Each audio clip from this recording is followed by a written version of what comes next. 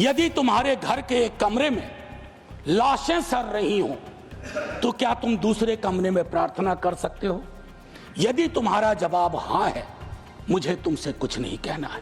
कोई भी वीआईपी दर्शन किसी मंदिर में, किसी दरगाह में नहीं होगा। कि लोहे का स्वाद लोहार से ना पूछो, उस घोड़े से पूछो जिसके मुंह में लगाम लगी हुई है। महामहिम के अभिभाषण की परिपाटी से हम सब वाकिफ हैं। इसी सरकार ने नहीं, हर सरकार, उनकी कैबिनेट अभिभाषण तैयार करती है। महोदय, कई परंपराएं हमने बदली हैं।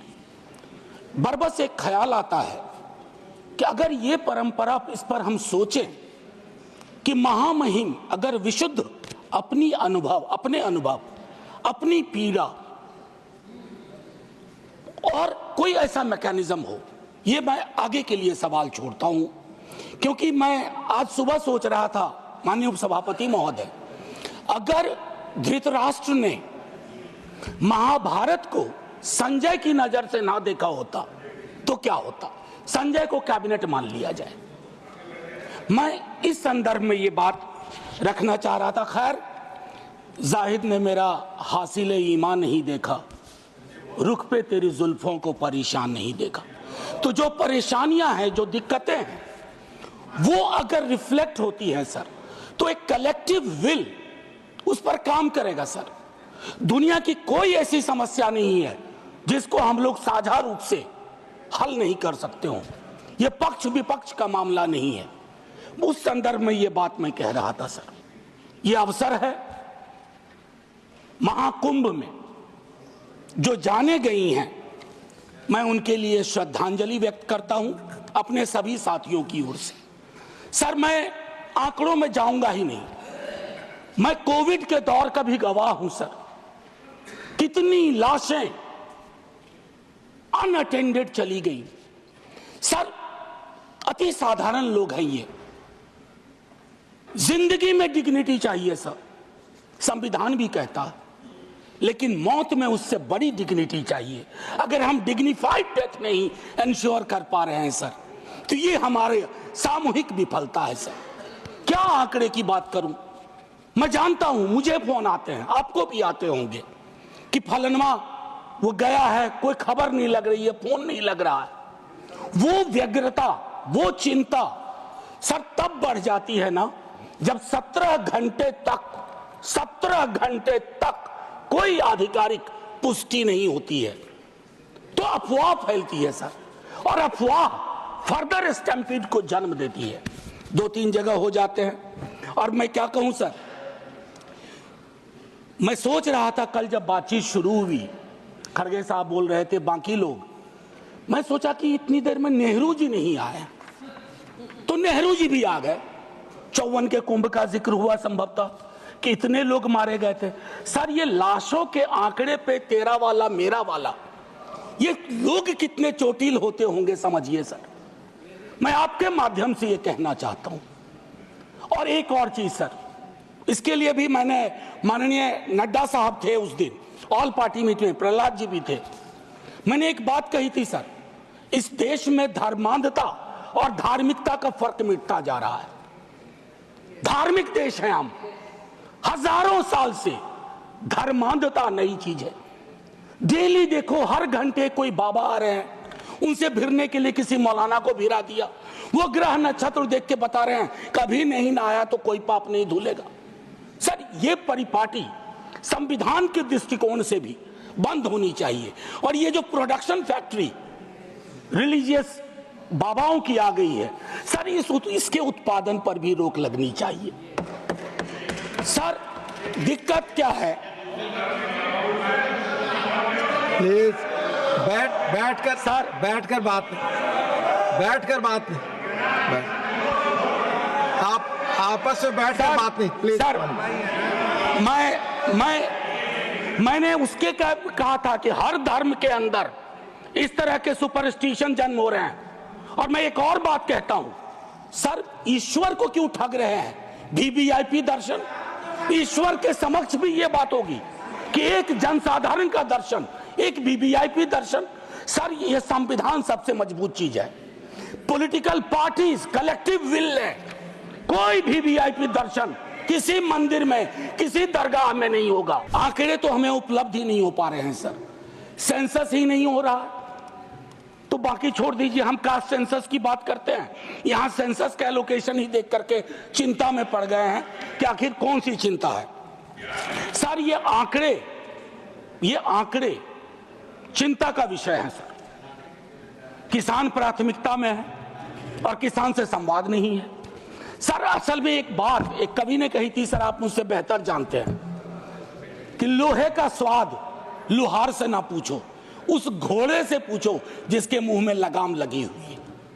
ये हम पूछना भूल गए हैं। आय की घोर असमानता ये हमको आपको आने वाले वर्षों में और परेशान करेगी। बिलियनियर ज्यादा हो उससे विरोध नहीं है, लेकिन ये जो खाई बढ़ती जा रही है सर, वर्ग और जाति का ऐसा खेल हो गया है कि लोगों के बीच में डेप्रिवेशन इंडेक्स, मैं आंकड़ों की बात कर रहा हूं। No cross talk please. आमतौर पर आप झाजी चेयर की सर, मैं सिर्फ ये कहना चाहता हूं, बेरोजगारी मैं जानता हूं सर, इसका इंस्टेंट सॉल्यूशन किसी के पास नहीं है। मैं ये कहूं कि नड्डा साहब की सरकार बैंडेड लगा देगी, नहीं सर, वो नहीं होगा। लेकिन कलेक्टिव विल क्या है, ब्लूप्रिंट क्या है बेरोजगारी के लिए? उसके लिए पहली चीज होती है सर, एक्नॉलेज इट, मानो कि बेरोजगारी है। Don't cook data. Data cooking करेंगे, इतने को ऐसे रोजगार मिल गया, इतने वहां कुछ तल रहा है, इससे फर्क नहीं पड़ता सर। हर 3 युवा में 2 बेरोजगार है सर। पेज नंबर 25 में माननीय महामहिम कहती हैं, वामपंथी उग्रवाद से प्रभावित जिले कम हो रहे हैं। बड़ी खुशी की बात है, लेकिन एक दक्षिणपंथी उग्रवाद भी है, एक दक्षिणपंथी अतिवाद भी है, और जिसके अंदर संभावना होती है कि वो छद्म राष्ट्रवाद का रूप ले लेता है। उसके बारे में हम क्या सोच रहे हैं, ये भी सर तय करना होगा। अन्यथा संविधान के मूल्य, ये सारी चीजें खारिज हो जाएंगी। सर पेज नंबर 27 पे पैरा 31 महामहिम कहती हैं, 144 करोड़ आबादी के क्षेत्र हैं, भिन्न भिन्न राज्य हैं, भिन्न भिन्न आबादी में भिन्न भिन्न क्षेत्र हैं, भिन्न भिन्न भाषाएं हैं। मेरी समझ में नहीं आया कि हमने रिलीजन को, धर्म को ओमिट क्यों किया इसमें। हम भिन्न भिन्न धर्म के भी देश हैं, और ये हिंदुस्तान की खूबसूरती है, भारतवर्ष की खूबसूरती है कि दुनिया का कोई ऐसा धर्म नहीं है जो हमारे यहाँ ना हो, और पारस्परिक मेल जोल का एक लंबा इतिहास रहा है। हम दुनिया को सीख दे सकते हैं, हम दुनिया को सीख दे सकते हैं कि let's learn from pluralism from us, peaceful coexistence. हालांकि हाल के दिनों में हमने वो लर्निंग का जो मॉड्यूल है उसको खराब कर दिया है। सर हाल के दिनों में एक और चिंता का विषय रहा था जो मैं आपको कहूं। इससे पहले कि मैं एक बात कहूं, सर मैं हिंदू हूं, लेकिन मैं चाहूंगा कि मेरे धर्म में, बाकी धर्म के लिए भी अपील करूंगा, लेकिन अपने धर्म में भी फर्क आए चीजों को देखने में। सर ये किताब है, अगर आप कहेंगे तो मैं गिफ्ट करूंगा नड्डा साहब को। Thank you Gandhi. ये कृष्ण कुमार जी ने लिखी है, मेरे सीनियर थे, शिक्षक भी थे दिल्ली विश्वविद्यालय में, एनसीईआरटी के चेयरमैन रहे, अभी रिटायर्ड लाइफ जी रहे हैं।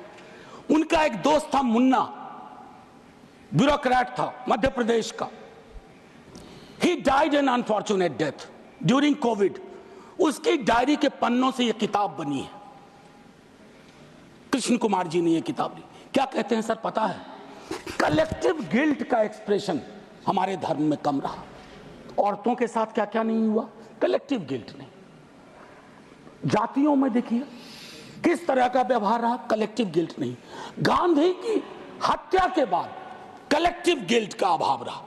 उस संदर्भ में यह किताब है। मैं ऐसे ही नहीं कह रहा हूं, मैं गिफ्ट करूंगा लिख करके माननीय नेता सदन को। बड़ा गडमड हो रहा है। अगर देखें महामहिम के भाषण में, अभी हाल के दिनों में चर्चा हुई कि स्टेट, सर पॉलिटिकल लाइफ में विरोध करना तो इनकी नीतियों का शुरू किया था विद्यार्थी के रूप में। तो हम कहते थे Indian state oppressive state, Indian state down down, लेकिन हम फर्क जानते थे राज्य और राष्ट्र का। हाल के दिनों में एक बयान आया नेता प्रतिपक्ष का, उसके बाद शुरू हो गया कि राष्ट्र को कहा नहीं भाई। मैं एक पेपर पढ़ाता हूं एमए में, डिपार्टमेंट ऑफ सोशल वर्क में, दिल्ली यूनिवर्सिटी में। उसका नाम है state political economy and governance. उसका पहली यूनिट में कहता हूं there is a difference between nation comma state comma it's government. हम तीनों डिस्टिंक्शन को ब्लर कर रहे हैं। मैं राष्ट्र की खूबसूरती के लिए अपने सरकार की आलोचना करूंगा, मैं राष्ट्र की बेहतरी के लिए अपने राज्य की आलोचना करूंगा, लेकिन मैं राष्ट्र के साथ मोहब्बत में हूं, इसलिए कर रहा हूं। इस डिस्टिंक्शन को खत्म ना किया जाए सर।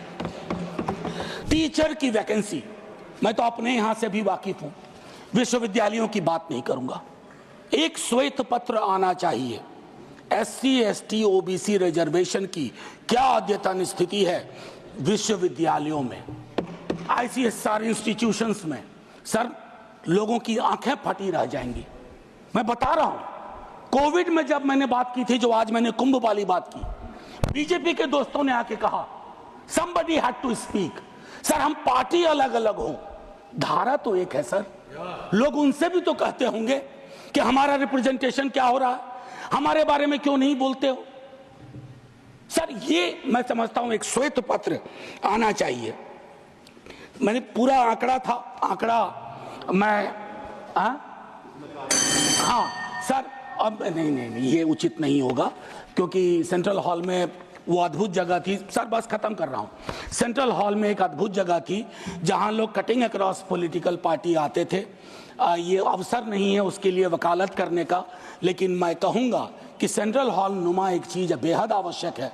तब सर ये पार्लियामेंट में डेडलॉक नहीं होगा। डेडलॉक तोड़ने की सबसे खूबसूरत जगह सेंट्रल हॉल थी। खैर एनीवे सर, मैं ये कहना चाहता हूं टीचर शॉर्टेज, छोटा एक उदाहरण दे रहा हूं, सोल्यूशन। शिक्षा प्रेरक हजारों की संख्या में पार्ट ऑफ ए प्रोग्राम था, आज वो खाली बैठे हुए हैं, आप उनको एम्प्लॉय करो। डीएलएड आप ही की सरकार का प्रोग्राम था, डीएलएड आप ही की सरकार का आइडिया था। आपने क्या किया, डीएलएड के बाद न्यायालय के इंटरवेंशन के बावजूद, बस खत्म कर रहा हूं सर, बावजूद उसको आपने दरकिनार कर दिया। तो मैं माननीय महामहिम के, जब मैंने शुरुआत की थी सर, एक लाइन कह के खत्म करूंगा और मैं सर्वेश्वर से खत्म करूंगा, और ये मैं अपने सब के लिए कह रहा हूं। यदि तुम्हारे घर के एक कमरे में आग लगी हो तो क्या तुम दूसरे कमरे में सो सकते हो? यदि तुम्हारे घर के एक कमरे में लाशें सड़ रही हो तो क्या तुम दूसरे कमरे में प्रार्थना कर सकते हो? यदि तुम्हारा जवाब हां है, मुझे तुमसे कुछ नहीं कहना है। जय हिंद सर।